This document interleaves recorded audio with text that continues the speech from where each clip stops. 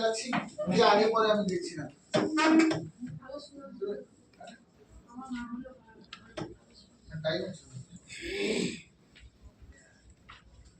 Good morning.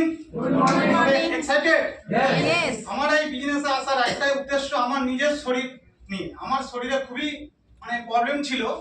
শরীর বলতে আমার খুবই কোমর আর হাঁটুর সমস্যা ছিল খুবই, আজ 25-30 বছর ধরে।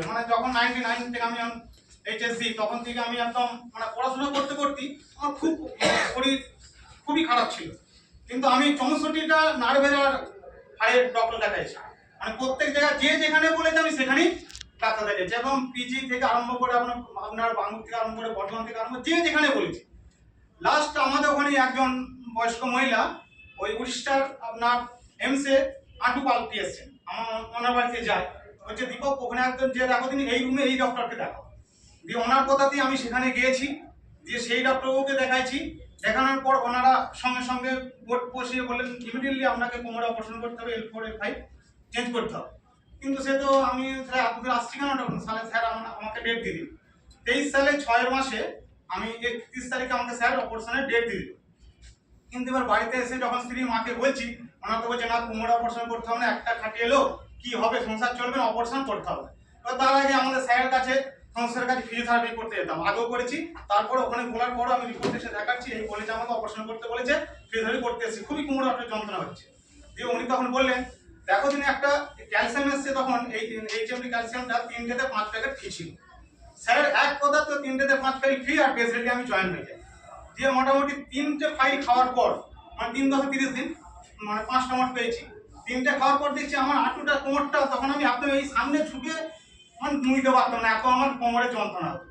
কিন্তু 3 ফাইল খাওয়ার পর দেখছি আমার অনেকটা নুইতে পারছি বা কিছু কাজকর্ম করতে পারছি। তখন আমি কি করলাম, আরো 3-4টে 5-3-8টা খাওয়ার পর আরো 3-4টে কিনে নিই। নেওয়ার পর মাস 4 খাওয়ার পর দেখছি আমি যেটা সামনে অনেক ঝুঁকলে বা এই কোমরটা পিছনে যখন হেলতাম দেখছি আর তত যন্ত্রণা ব্যথা হচ্ছে না। দিয়ে যখন এবার এই নতুন ক্যালসিয়ামটা এলো, সেটাও খাওয়ার পর এখন আমি পুরো সুস্থ। 20 বছর পর এবছর আমি প্রথম বর্ষাকালে ধান দিয়েছিলাম।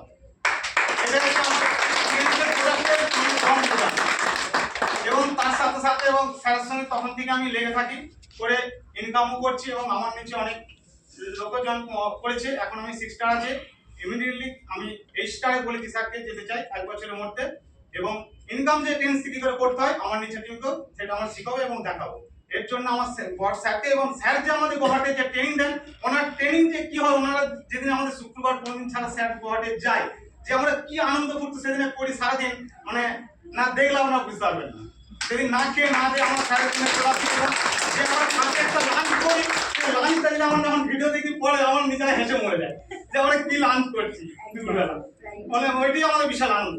যাই টেন্সে এসছি, ইনকাম করছি এবং করবো, এবং আমার যে নিজের টিম তাদেরকেও কি করে উপরে তোলা যায় সেটা আমরাও চেষ্টা করছি। তার আমাদের স্যার তো আছেন এবং আমাদের স্যার যাচ্ছেন এবং আমাদেরকে শিখাচ্ছেন, শিখবো এবং কি করে ডেভেলপমেন্ট করা যায়। বাকি সবাই কোন কোন স্যার যাচ্ছেন নাম নিলে অসুবিধা নেই, আমরা তো আপনাদের হাজবেন্ড নয়, নাম নিন না স্যার। ওটা কোন স্যার? ওটা স্যার আমাদের সুধাংশু স্যার এবং ম্যাম আছেন, এবং আমাদের আয়ুষ স্যার, ম্যাডাম। আমি নাম স্যার না, নাম নিন, আমরা আপনাদের হাজবেন্ড নই, নাম নিতে পারেন। যাচ্ছেন, ঠিক আমাদেরকে ট্রেনিং দিচ্ছেন এবং আমরা শিখছি কিছু, এবং আরো স্যার যাচ্ছেন, আরো কিছু শিখবো। অনেক শেখার আমাদের এখনো বাকি আছে। শিক্ষা এখন কিছুই হয় না, শিক্ষার এখন অনেক বাকি। শিখবো এবং কাজও করবো স্যার, এটাই স্যার বলাই। Good morning.